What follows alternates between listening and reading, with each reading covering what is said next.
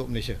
Jadi NGO untuk Malaysia ini merupakan manifestasi terhadap apa yang saya sebutkan, untuk membawa pendidikan kepada semua pihak yang merasakan mereka berminat dan mampu untuk melakukan perubahan dan juga ingin menyumbang kepada pendidikan.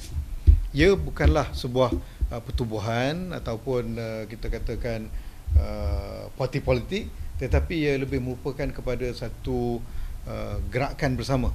Kita bukakan ini sebagai ruang untuk semua pihak yang telah pun ada terlibat dalam pendidikan. Kita ada yayasan, ada NGO, ada individu yang terlibat, dan juga kita ada pihak-pihak yang memerlukan bantuan dari segi pendidikan.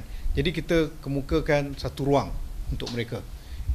Pengalaman saya sebagai menteri dululah dalam kementerian, ada perkara yang kita mampu untuk lakukan, tapi ada perkara yang di luar jangkauan kita sebagai kementerian untuk lakukan, terutamanya dengan banyaknya birokrasi. Tetapi masalah itu memang berlaku, harapan itu memang keperluan itu memang banyak, sama ada di peringkat sekolah, di peringkat anak-anak, di peringkat guru, di peringkat siswa, pensyarah dan sebagainya. Cuma biasanya isu-isu ini timbul pada ciapan-ciapan di Twitter ataupun status-status di Facebook ataupun keluhan-keluhan di Instagram. Ada waktu yang boleh diatasi oleh kementerian. Sebab tu waktu saya waktu di kementerian dulu, kita letakkan polisi. Mana-mana komplain, mana-mana aduan kena diberikan respon dalam tempoh 24 jam. Jadi kita ingin pastikan bahawa setiap masalah yang dihadapi boleh kita atasi segera. Sungguh pun demikian, ada perkara kadang-kadang kementerian tak sempat nak lihat.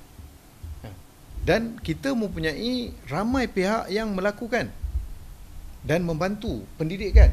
Kita ada individu contohnya yang melakukan membantu anak-anak gelandangan, membantu anak-anak bajau laut di Sempurna, membantu anak-anak orang asli, ada yang melakukan tuition percuma, ada yang buat bantuan pendidikan atas talian. Tapi benda ni kan dah terpancap-pancap. Jadi platform yang kita sediakan ni untuk Malaysia ialah kita bukakan setiap pihak, siapa yang perlukan bantuan, siapa yang boleh berikan bantuan bersama kita. Kiranya satu platform untuk aktivis-aktivis pendidikan, betul? Aktivis pendidikan dan semua pihak yang ingin menyumbang kepada pendidikan. Semua dalam bentuk duit ke ataupun tenaga? Dalam pelbagai bentuk. Contohnya kalau itu yang pastinya duit lah, kita buat crowdfunding. Kalau ada orang yang memerlukan bantuan dan sebagainya, kita buat crowdfunding. Tapi juga mungkin ada yang mereka perlukan sekolah, nak perlukan kepada, contohnya lah, buku. Dia mungkin tak perlu kepada crowdfunding, kan? Tapi ada pihak yang akan letakkan buku. Atau ada pihak, ada sekolah yang nak buat bilik guru ke tandas dan sebagainya, ada kontraktor nampak, dia boleh buat, kan? Jadi tak perlu kita nak kutip duit, cari kontraktor lain, terus. Ini semua benda termasuk semua benda lah. Ya. Ataupun contoh ada, kita selalu tengok ada OKU yang nak belajar, tetapi dia dia perlukan kos yang tinggi untuk beli bahan belajar dia, untuk beli dia punya komputer dan sebagainya, kan? Biasanya kadang kalau keluar dekat orang viral kan. Jadi daripada viral dan tak tentu arah gitu, boleh gunakan platform kita ni dan boleh bantu. Dan kita rasa ramai ada orang yang boleh bantu dengan menyediakan tenaga-tenaga pengajar. Ada orang boleh bantu hulurkan duit. Ada orang bantu macam Abilio.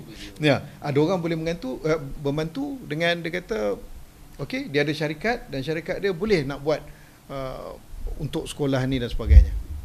Itulah. Yang penting kita ingin semua pihak terlibat dengan pendidikan. Program pertama